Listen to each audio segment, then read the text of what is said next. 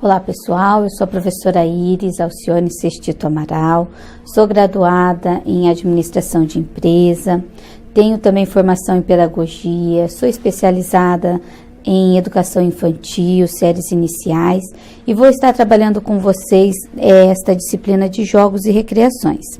Espero que vocês gostem, é uma matéria dinâmica, é uma matéria que vai trazer assim muita movimentação para vocês que estão tendo várias disciplinas teóricas. Esta é uma disciplina que vai trazer mais brincadeira, mais bate-papo, mais experiência mesmo com o concreto, né? Vamos sair um pouquinho da falação e vamos dar mais exemplos de como atuar na sala de aula. Então, espero que nós possamos ter, assim, momentos prazerosos de estudos, beleza? Vamos lá, então. O livro, ele foi dividido em 3 unidades, né? Como vocês já manusearam, puderam ver aí. A unidade 1, ele está tratando a gênese dos jogos e recreações, os jogos, a criatividade e sua significância. Quando nós falamos em gênese do jogo e recreação, nós ficamos pensando de onde surgiu, como apareceu o jogo, de onde ele veio, por que acontece tais brincadeiras, tais jogos. Pessoal, eu tenho que dizer uma coisa para vocês. Não há uma origem segura, onde eu fale para você, ó, surgiu desta maneira. Nós não temos, né? O que acontece é que em vários países, em vários momentos da nossa história, a infância ela foi observada de uma determinada maneira. E é isso que nós vamos estar vendo. E nós temos também como objetivo dessa unidade conhecer o processo desse surgimento dos jogos, como eu já falei para vocês, e também analisar a importância desse jogo no processo de alfabetização das crianças. O jogo, ele não pode ser apenas entendido como um passar tempo, um não ter o que fazer na sala de aula. O jogo, ele tem objetivo, e é isso que nós vamos estar vendo no decorrer da unidade 1. Bem como refletir também sobre as atuais práticas pedagógicas, como tem acontecido as aulas, como os professores têm ministrado suas aulas, apenas teóricas, os professores têm levado suas crianças para fora da sala de aula, não para deixá-los correndo naquela bagunça, né, que o professor depois fica descabelado. Não vamos mais fazer isso. Não desta maneira, mas planejando sua aula, tendo um objetivo que ele quer com cada atividade que ele está desenvolvendo. Tudo bem? Então, vamos lá. Então, o jogo, como eu já disse, ele não tem uma raiz, né? E ele faz parte do ser humano desde que o homem é homem. E foi desenvolvendo as suas habilidades de raciocínio e também na solução de seus problemas. O desenvolvimento de ferramentas de socialização, de afetividade e a utilização do corpo como instrumento de mudança em que ele está inserido. Então, vamos lá. Eu posso falar até para vocês com um pouquinho de propriedade, porque eu estou com uma bebê na minha casa de 11 meses. E ao nascer, a criança, ela não tem todos os seus movimentos corretos, ela não fala, ela apenas chora, ela não fica em pé, ela não consegue se expressar, não é verdade? E ela vai fazendo todas essas, vai dando toda essa informação para sua mãe através do quê? Do movimento do corpo. Então, se ela está com fome, ou se ela está com a fralda molhada, ou se ela está incomodada com alguma coisa, ela vai chorar. Ela vai daquele jeitinho, mas ela vai se movimentar e vai dizer que alguma coisa não está bem. E desta maneira, a criança, ela vai evoluindo. Ao passar dos meses, ela vai evoluindo, ou seja, ela vai construindo a consciência da realidade e, ao mesmo tempo, ela já vai criando possibilidades de mudá-la. E assim os jogos, as atividades, elas vêm para trazer o quê? Não só o lúdico, para a criança, mas ela vem trazer o entusiasmo, ela vem trazer a atenção, ela vem trazer a eficiência daquilo que nós estamos planejando para as crianças dentro da sala de aula. Ou seja, você está lá colocando para suas crianças, ensinando para elas uma determinada história, contando para ela uma história. Vamos colocar lá o Chapeuzinho Vermelho. E aí você está contando do Chapeuzinho Vermelho e depois você vai ensinar o CH para a criança. O som do CH, você vai partir desse princípio com a criança, contando a história do Chapeuzinho Vermelho. Se você ficar só nessa história falada, sem uma movimentação, a criança ela vai ficar cansada. E cansada, a criança vai fazer o quê? Baguncinha, vai conversar com o amigo, vai desfocar daquilo que você está falando. Então, qual o seu papel dentro dessa disciplina que você está aprendendo? Você vai convidar suas crianças para ir lá fora e você vai fazer o caminho que a Chapeuzinho Vermelho fez para ir na casa da vovó. Então, vai brincar com ela, mas com um objetivo. Por quê? Você quer a atenção dela depois, voltada para quando você for ensinar o CH. Ela vai estar mais atenta, ela vai conseguir prender atenção em você, porque ela já conseguiu movimentar, ela já conseguiu ter algo que fizesse com que ela se libertasse daquela situação do comum, só de ficar ouvindo você falando ali. Não, ela já se movimentou e quando você for explicar o CH, ela vai estar atenta em você, beleza? Vamos lá, vamos caminhando. O jogo, ele tem, como eu já falei para vocês, ele tem o objetivo de trazer mais atenção para a criança, de prender a atenção. Vemos também exemplos de crianças até com TDAH, onde o jogo, as brincadeiras desenvolvidas dentro de sala de aula, faz com que essas crianças tenham a atenção voltada por mais tempo ao professor depois.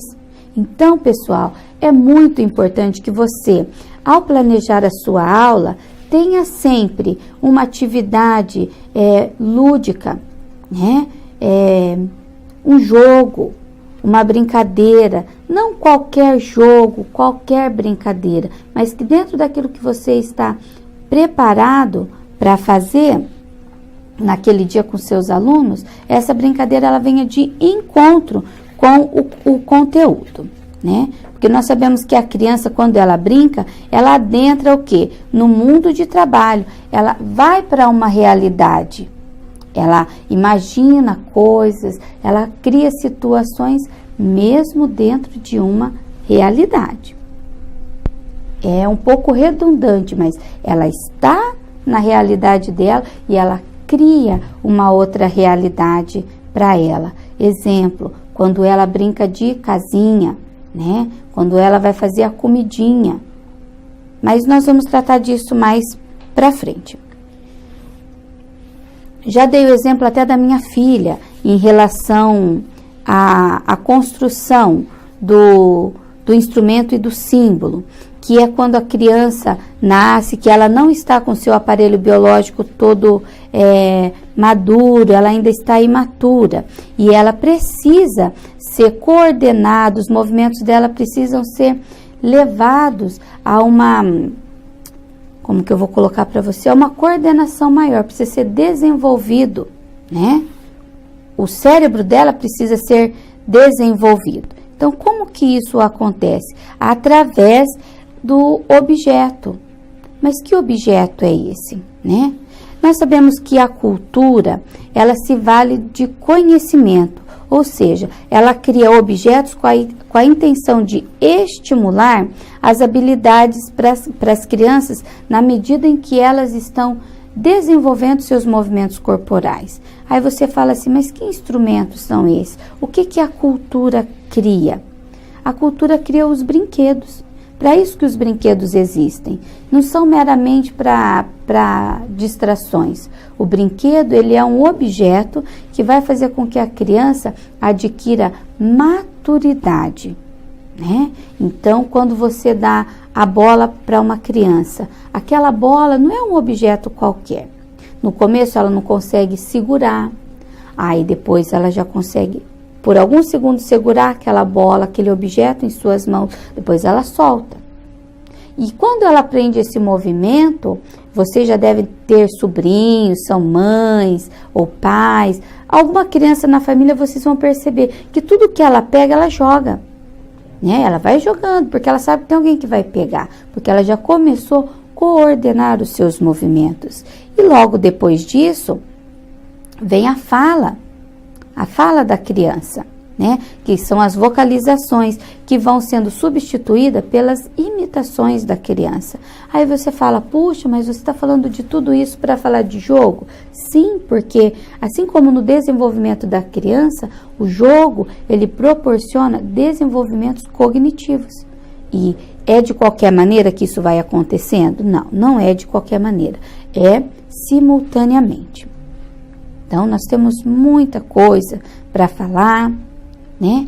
E tem algo que Vygotsky que diz, que eu acho muito interessante, eu vou até estar lendo para vocês, porque é uma fala dele, e ele diz o seguinte: o momento de maior significação no curso do desenvolvimento intelectual, que dá origem às formas puramente humanas de inteligência, prática e abstrata, acontece quando a fala e a atividade existem. Então, são duas linhas completamente independentes de desenvolvimento, isto é, elas se convergem. Então, pessoal, quando a criança fala e quando a criança ela já sabe se movimentar, ela vai adquirindo cada vez mais um desenvolvimento, ela vai se tornando aquilo que nós dizemos, independente. E isso nós vamos também percebendo à medida que vamos apresentando diferentes jogos para as crianças. Mas esses jogos, eles são apresentados aleatoriamente? Não, de maneira nenhuma. Esses jogos, segundo Piaget, ele foi dividido em algumas fases, né? Que segundo ele são sensório-motora, que é do nascimento até os 2 anos, aproximadamente.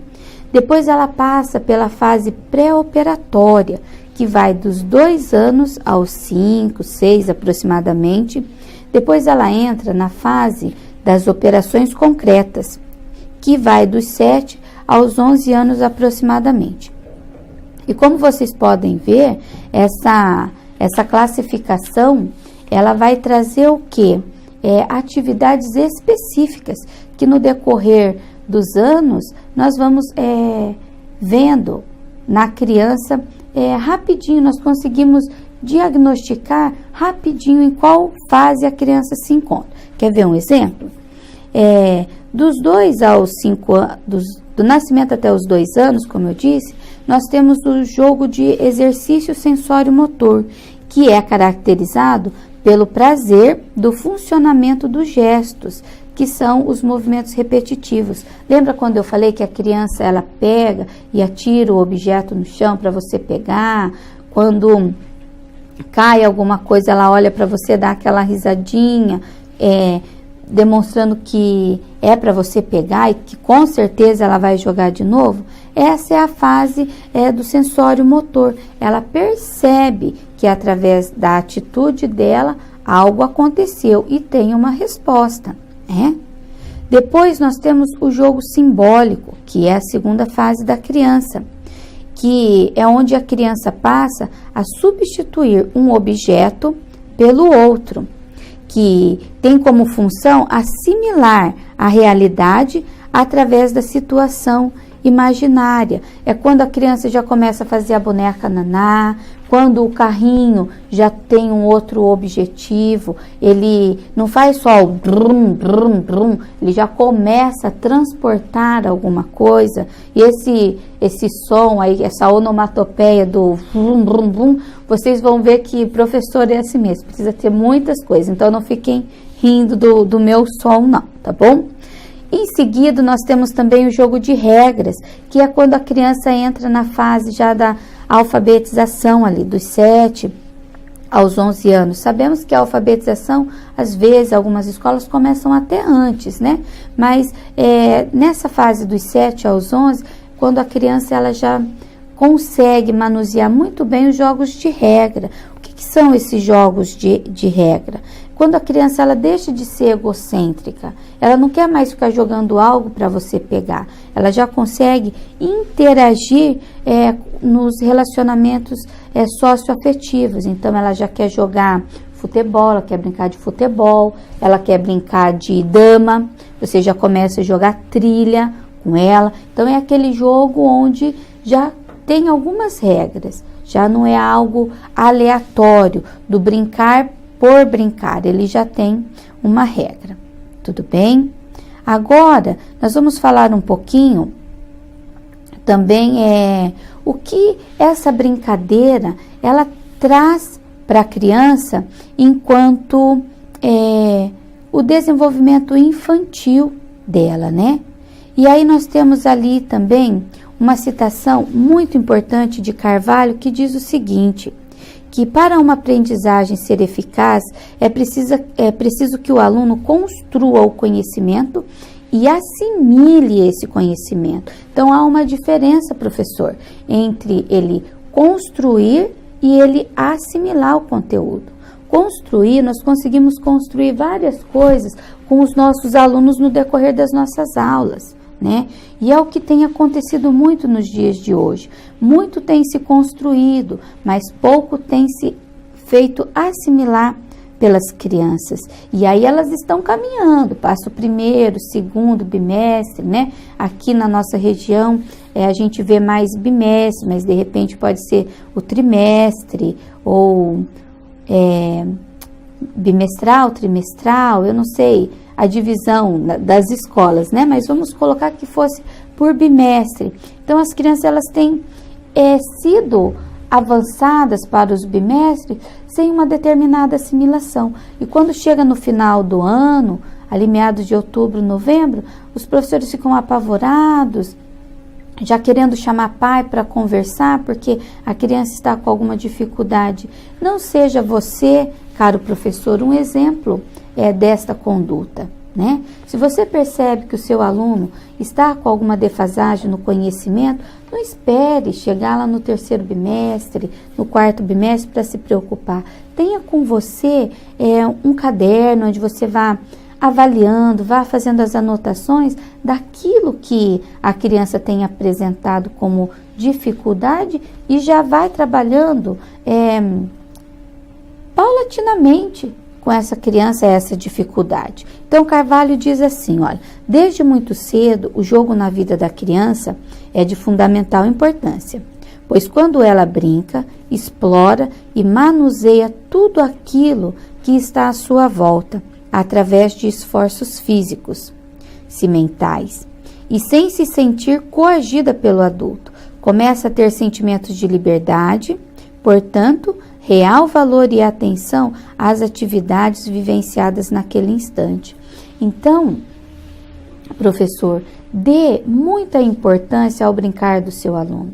Leve jogos diferenciados, como você tem aí, na fase em que você está trabalhando, seja ela sensório-motor, seja ela jogos de regra, né? A fase que o seu aluno estiver, procure, né? No livro você vai ver que eu deixo alguns exemplos para você. Trabalhe com muitos jogos, trabalhe com bastante atividades lúdicas para que a sua criança venha a ter a real assimilação, não só a construção do conhecimento. É uma importante autora também e estudiosa sobre o jogo, sobre as brincadeiras, ela nos diz o seguinte, que é a Kishimoto. Ela diz assim, o brinquedo é diferente do jogo. O brinquedo é uma ligação íntima com a criança, na ausência de um sistema de regra que organiza sua utilização. Então, caro professor, brinquedo é o objeto, tá? É o objeto. Então, o que você quer com aquele brinquedo que você está dando? O dia do brinquedo, algumas escolas têm o dia do brinquedo. Qual é a função do dia do brinquedo? Qual é o objetivo desse brinquedo que é levado na escola? Apenas a recreação, que como trata ali no livro, a recreação, ela nada mais é que um momento de brincar, de descontração. É um momento onde a criança ela vai brincar pelo brincar, ou seja, em outras palavras, alguns livros trazem até como o laissez-faire, ela está brincando. Você não vai precisar ficar ali, não, olha, faça assim, não, olha o que está dizendo isso. Não possui uma regra, né? É o brincar pelo brincar. Já as brincadeiras também, você consegue que a criança ela tem uma liberdade, você consegue perceber que a criança ela constrói em cima daquilo, através da sua imaginação, várias situações, porém, ela já brinca com mais apropriação, né? Diferente da recreação. Agora, o jogo não. O jogo ele já traz um pouco mais de regra, como nós vimos na questão do jogo de damas, na questão do jogo do futebol.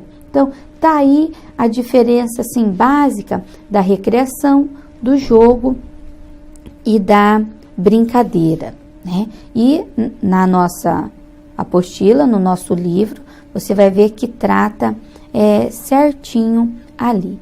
Um detalhe, eu quero dizer para você que o brincar, o jogar, ele não é apenas só alegria. O brincar, ele também traz frustração. O jogar, ele também traz a frustração. E isso é muito importante para as nossas crianças. Porque a partir dessa frustração, a criança também desenvolve. Porque imagina você, se tudo na nossa vida fosse sim, sim, sim. Nada fosse não. Nós não cresceríamos. Seríamos sempre aquela criança birrenta. Não é verdade? Então, a frustração ela é de fundamental importância na vida da criança. E como que nós frustramos as nossas crianças? Só dizendo não para ela? Não, não dessa maneira. Os psicólogos de plantão ficariam furiosos com essa citação minha. Não dessa maneira, mas a brincadeira, o jogo, né? A recreação, ela consegue trazer frustração para a criança e de uma maneira onde ela vai realizar, ela vai atravessar, vai passar por essa frustração de uma maneira positiva.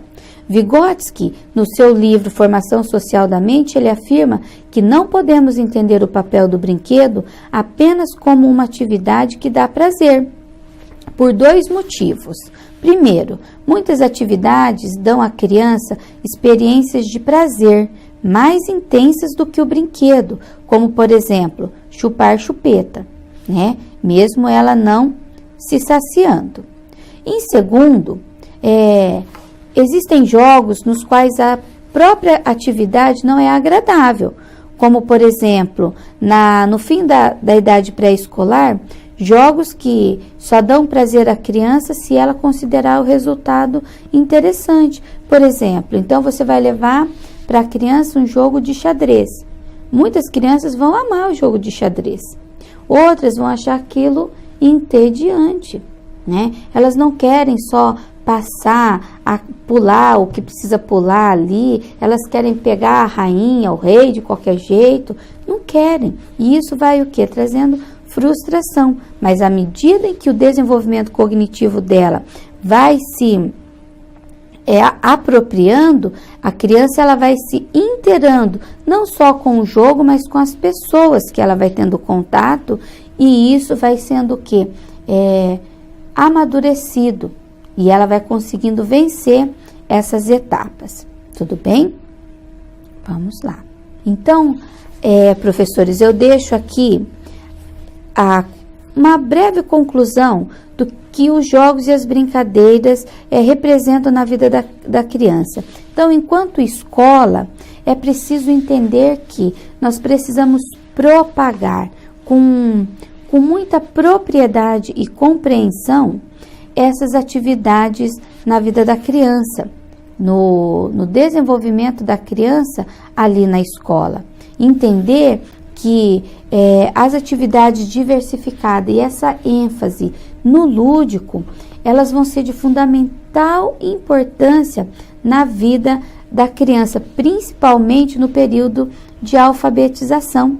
Como eu falei para vocês, não dá para nós falarmos com uma criança 4 horas seguidas ali na escola, só na frente do quadro, usando caneta, usando historinhas. Não, nós precisamos sair do espaço das 4 paredes e fazer com que ela experimente o espaço da quadra, que ela suba no escorregador, que ela vença aquele medo do escorregar, que ela, ao balançar, ao sentar no balanço, segurar aquela corrente, impulsionar o seu corpo para frente e para trás, ela não só está apenas tendo o equilíbrio e vencendo algo que até então ela não conseguia fazer sozinha, mas que vindo para a sala de aula e no período de alfabetização, essa simples movimentação dela do balanço irá trazer segurança na escrita,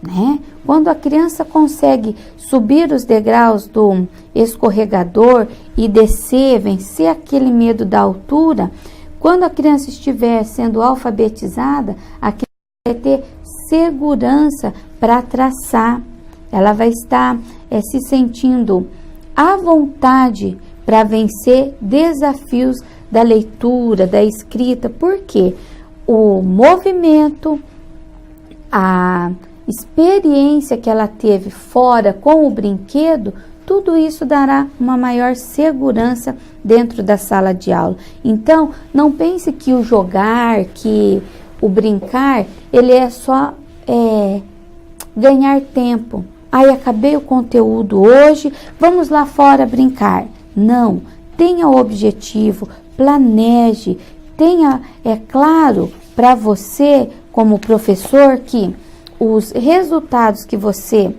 vai obter através do uso dos jogos e brincadeiras trará inúmeros benefícios para você mesmo. No final do ano, quando você for fazer a avaliação e ver quanto eles cresceram, quanto eles se desenvolveram através das brincadeiras. Não apenas no sentido do físico, da movimentação, mas principalmente no desenvolvimento intelectual da sua criança. Espero que você tenha tido um aproveitamento desta nossa aula. Leia, vocês têm o meu e-mail, qualquer dúvida vocês podem estar enviando questões, eu vou estar respondendo para vocês, mas assim, vamos colocar, degustem cada página daquela apostila, o conteúdo é bem interessante, vocês vão ver que os exemplos que eu deixei para vocês ali são muito prazerosos, assim como é o jogo e a brincadeira na vida da criança. Tudo bem? Bons estudos e até que nos veremos novamente. Tudo de bom.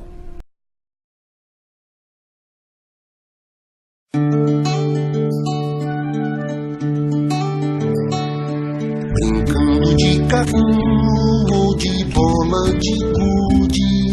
Criança quer carinho, criança quer saúde. Chutando uma bola ou fazendo um amigo. Criança quer escola, criança quer abrigo. Lendo um gibi ou girando um bambolê. Criança quer sorrir, criança quer crescer. A gente quer ser feliz. A gente quer ser feliz. Criança viva, e a gente não se cansa de ser pra sempre uma criança. Na hora do cansaço ou na hora da preguiça.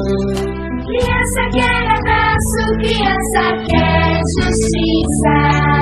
Sério ou engraçado, no frio ou no calor. Criança quer cuidado, criança quer amor.